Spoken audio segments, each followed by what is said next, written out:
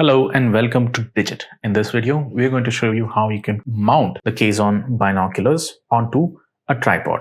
In this case, we're going to be using a light stand and we have something called a multifunction clamp.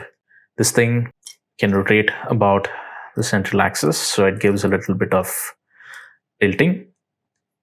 And it's got the standard tripod screw at the top, and the bottom end goes onto a light stand. So it's very convenient and meant for a shorter, smaller body so that nothing takes space in front of the objective lens. To begin with, you should remove the cap.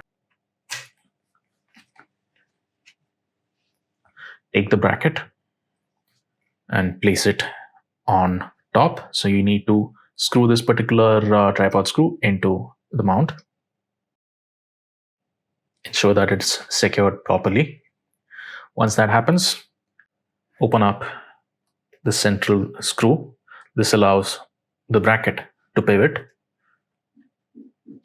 Then bring it to 90 degrees and lock it in place. Next, unscrew the final clamp and take this part and insert it into the top end of your light stand. Once that happens, you can twist this little screw and secure it in place. And now you can see that the binoculars are now secured and they stand up on their own. You can now see it from the side as well. And if you are wondering whether the clamp or any part of the clamp sort of comes in front of the objective lens, then we can tell you that it doesn't. We've actually tried it and figured that none of these parts actually obstruct your vision. So that's it for this little how-to video around the Cason binoculars. We learned how to mount it onto a tripod or a light stand.